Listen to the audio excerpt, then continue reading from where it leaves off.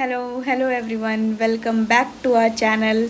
So guys, I hope आप सब अच्छे होंगे। अगर अच्छे नहीं भी है तो अच्छे हो जाइए यार, क्योंकि दुख और सुख तो ज़िंदगी का पार्ट है। किसी के आने जाने से क्या ही हो जाता है, दुनिया बहुत बड़ा है यार। तो ये मैं खुद को ही बोल रही हूँ और आपको भी बोल रही हूँ, पढ़ाई कीजिए। और अभी मैं निकल रही हूँ घर, क्योंकि मुझे बहुत ज़रूरी कुछ कुछ काम था। वहाँ पैन कार्ड अप्लाई कराना था और भी बहुत काम था। ये काम यहाँ भी हो सकता था, पर वहाँ और भी मुझे कुछ काम था। पर एक दिन मुझे ज़्यादा छुट्टी मिल गया था, क्योंकि ईद की छुट्टी हो गई थी और वीक में 4 दिन तो क्लास होती है। तो फिर थर्सडे को छुट्टी थी, बस फ्राइडे को क्लास मिस हुई। थर्सडे एंड सैटरडे संडे तो छुट्टी होती है। सो गाइज़, यहाँ आने के बाद पता चला कि मेरी ट्रेन बहुत ज़्यादा डिले है। तो मैं इसी रूम में आकर वेट कर रही थी। मुझे कम से कम 4 से 5 घंटे इंतज़ार करना पड़ा और मैं बोर हो रही थी। तो फिर मैं ये खाई, भूख लगा था मुझे, पर वहाँ कुछ मिल नहीं रहा था, तो मुझे ये खा के काम चलाना पड़ा।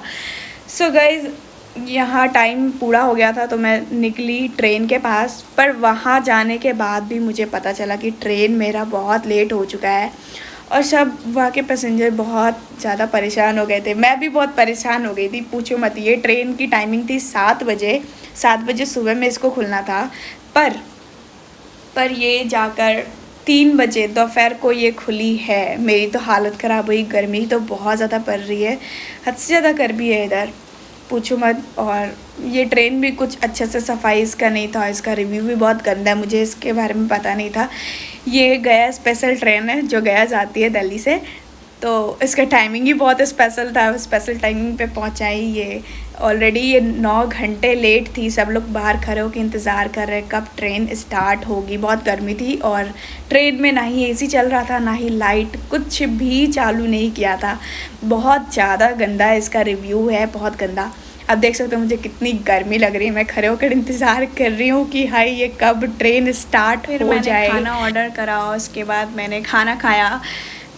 इसका रिव्यू बहुत गंदा है। आप जितना बुरा बोल सकते हो ना इस ट्रेन को, आप बोल सकते हो। मजबूरी में ही आप ट्रैवल करना, मतलब मत ट्रैवल करना। इसका फेयर भी बहुत ज़्यादा है एंड ये बहुत लेट से पहुंचा रही है, बहुत ज़्यादा डिले। चल रही है गाड़ी, फिर रुक रही है, चल रही है, इतना ज़्यादा डिले, मैं तो पूरा बोर हो गई।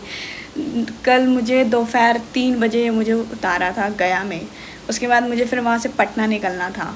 तो फिर मैं किसी तरह अपना दिन काट रही थी समय, क्योंकि नेट भी तो चलता नहीं है ट्रेन में। उसके बाद सोची मैं थोड़ा पढ़ ही लेती हूँ, क्योंकि नेट भी नहीं चल रहा था। तो फिर मैंने पढ़ाई करी। जैसे ही मैंने 2 पेज पढ़ा, उसके बाद शाम हो गया, मुझे कुछ भी नहीं दिख रहा था, शाम हो गया था। तो फिर मैं 2 ही ट्रेन की टाइम 13 घंटे में पहुँचानी थी, पर ये मुझे मेरे डेस्टिनेशन पे 22 घंटे में पहुँचाई। इतना बोर हुई ना मैं कि कुछ बोल नहीं सकते, करने के लिए कुछ नहीं था। मैं अकेली थी और नेट भी नहीं चल रहा था। किसी तरह सोते जागते निकल गया दिन। उसके बाद मैं दूसरे दिन घर पहुंची तो जल्दी जल्दी मैं अपने काम के लिए सुबह सुबह मुझे अपने काम के लिए रेडी होना पड़ा। जल्दी से मैंने अपॉइंटमेंट लिया। उसके बाद मैं निकली आधार सेंटर, मम्मी के साथ जल्दी जल्दी रेडी हो गई। एंड यहाँ आने के बाद सब मुझे घेर कर बैठ गए थे। मम्मी अलग, भाई लोग अलग, सब अपने अपने स्टोरी मुझे बता रहे थे, किसने ये किया, वैसे ये वो, सब अपने बता रहे थे और मैं बैठ करके सुन रही थी उनकी बातें। फिर मैं रेडी होकर के मम्मी के साथ निकल गई ऑटो से, क्योंकि मेरा भाई सो रहा था, बाइक से हम दोनों को छोड़ नहीं सकता था।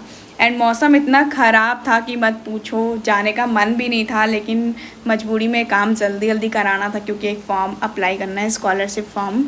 तो फिर अदरा का लास्ट दिन था। हमारे यहाँ अदरा में खीर पूड़ी आम बनता है, तो मम्मी बोली कि आई हुई हो तो लास्ट दिन है तो बना देते हैं, खा लो, खाने के बाद जाना। उसके बाद मम्मी ये खीर पूड़ी आम मेरे लिए बनाई है।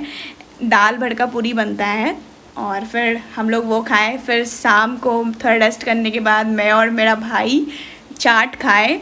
एंड देख सकते हो मेरे भाई को, ये क्या कर रहा है, दोनों को ही चाट खाए। उसके बाद शाम को मैं रात को पढ़ने बैठ गई। एंड मैं अभी पढ़ रही हूँ बायोलॉजिकल क्लासिफिकेशन। सो गाइज़, ये वैभव सर है ना, ये एनसीईआरटी बहुत अच्छा पढ़ाते हैं बायो का। इनसे सब कुछ अच्छे से समझ में आ जाता है। ये लाइन बाय लाइन बहुत अच्छे से पढ़ाते हैं।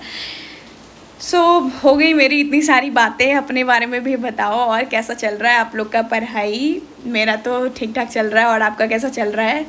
एंड ये मत बोलना कि वीडियो मत बनाओ एंड पढ़ाई करो, क्योंकि देखो यार, महीने 2 महीने में मैं एक वीडियो डालती हूँ, उससे कुछ नहीं होने वाला। सब अपना टाइम मैनेजमेंट होता है, ठीक है। तो फिर कर सकते हैं, जिसको जो करना है कर सकते हैं, ठीक है। तो प्रायोरिटी सबकी अपनी अपनी होती है। और आप लोग अपने बारे में बताइए, कैसी चल रही है आपकी दिन दुनिया, अच्छी चल रही है या नहीं चल रही। सो गाइज़ देखो, यहाँ किसी के लाइफ में आने जाने से कुछ नहीं होता। मैं खुद को भी बोल रही हूँ और आप लोगों को भी बोल रही हूँ, ठीक है। लाइफ में ऐसा समय आता है, कुछ समय लोग रहते हैं हमारे साथ, पर पता नहीं क्यों चले जाते हैं। तो उनको जाने दो, उनकी मर्ज़ी है, पर अपना काम मत रोको यार।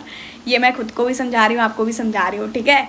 ये मत पूछना मेरे साथ क्या हुआ है, और आप लोग भी समझ सकते हो, ठीक है। अरे तो कहना फिर क्या चाहते हो? पढ़ाई करो और आगे बढ़ो, बस और कुछ नहीं, यही कहना है। और आप लोग अपना बताओ, और सब गलत कमेंट तो बिल्कुल भी मत करना यार। अगर किसी के दुख में शामिल नहीं हो सकते हैं तो फिर उसको बढ़ाइए भी मत, ठीक है।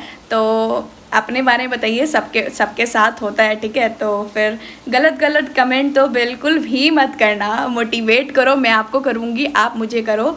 बस देखो, किसी के जाने आने से कुछ नहीं होता। आप मेरे लिए हैं, मैं आपके लिए हूँ, ठीक है।